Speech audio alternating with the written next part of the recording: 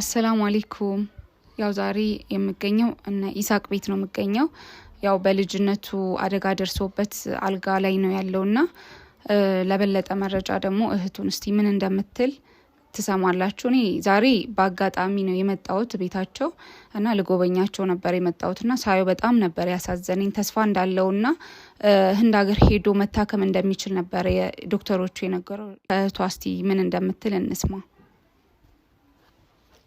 እሺ ይሳቅ አበበ ይባላል። ታናሽ ወንድሜ ነው እና 12 አመቱ እያለ ነው አደጋ የደረሰበት። ከትምህርት ቤት ሲመለስ ነው አደጋው የደረሰበት። ከፍተኛ ጉዳት ስለደረሰበት ጭንቅላቱ አካባቢ ስለሆነ የተጎዳው መናገር፣ መንቀሳቀስ እንደ ድሮ መሆን አልቻለም። በዚህም ምክንያት እቤት ከቀረ አሁን ወደ 10 አመት ሆኗል። አሁን 22 አመቱ ነው። በራሱ ምንም ነገር ማድረግ አይችልም። መናገር አይችልም፣ መንቀሳቀስ አይችልም። ሁሉም ነገር አልጋ ላይ ነው የሚሆነው። በእኛ በቤተሰቦቹ እርዳታ ነው ያለው። ምንም ነገር በራሱ ማድረግ አይችልም እና አሁን ግን የሰማነው ተስፋ አለ፣ የተሰጠን ተስፋ አለ።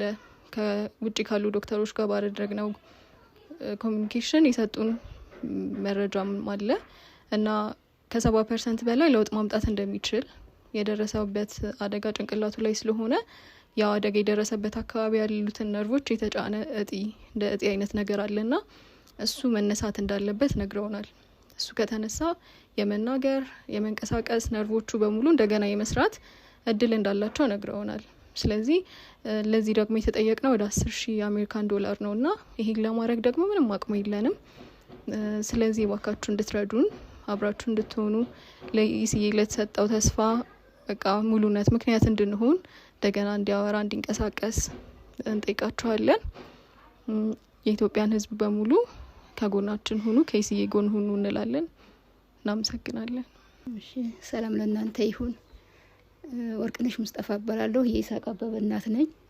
ያው ልጄ እንደተናገረችው ኢሳቅ ያው ተናግረዋለች እና ይሄ ገንዘብ ያስፈልገናል ልጁ እንድነሳልን። የኢትዮጵያ ሕዝብ እንድትረዱን፣ እንድታግዙን፣ በጎናችን እንድትቆሙ። በጣም የሚያሳዝን ልጅ ነው።